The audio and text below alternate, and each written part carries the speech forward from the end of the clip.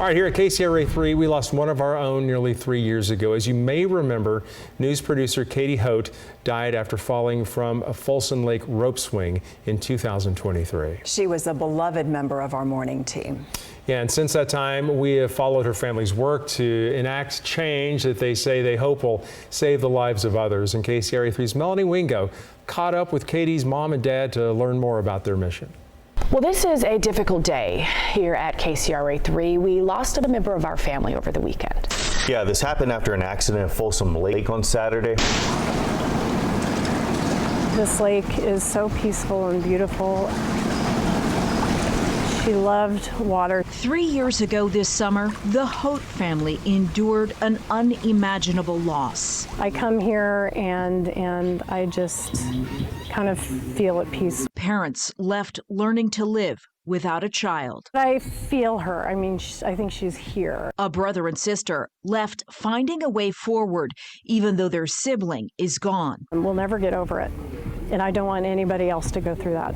23-year-old Kathryn Hoedt. She brought joy and happiness to everybody. Katie, as she was called by all who knew and loved her, died in 2023 after falling from a rope swing attached to a tree branch on Folsom Lake. We don't forget August 12th, ever. Katie's family, ever focused on all she reached for and achieved. She knew what she wanted to do, and she went for it. Making a mark as a motivated KCRA 3 news producer with so much promise. She was on a trajectory, an amazing trajectory from a young age. Until that is, the day it was all cut short. Hopefully Katie's family knows that we all send our love and grieving right along with them. The last thing you want to do is to have to meet a family in that way. In the years since Katie's death, California State Parks says it's taken steps to inform Folsom Lake visitors about what's prohibited and about the rocks and boulders, tree branches and trunks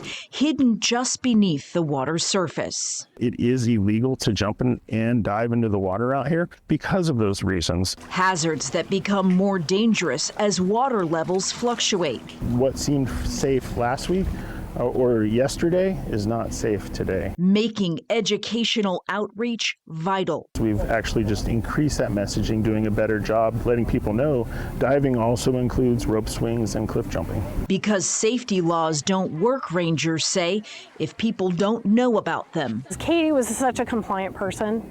She never broke the law. If she had seen signs like these and had been educated about rope jumping, she would have never done it. The Hoedt family turning grief into action in the weeks right after Katie's death. What her parents have done to honor her and to prevent any other families from going through this is really, really incredible. And on that mission ever since, getting area lawmakers at all levels on board with their effort to create change. They're going to have to cut down a lot of rope swings. They may have to cut down branches, educating people, spreading awareness, making sure that there's signage. I mean, I think we need all of those solutions to really prevent these tragedies in the future. Determination driving the push to prevent another injury, another death. These signs are the first step, but there are so many other things that can be done to help keep that education going. Along with public education about dangerous activities along California's waterways,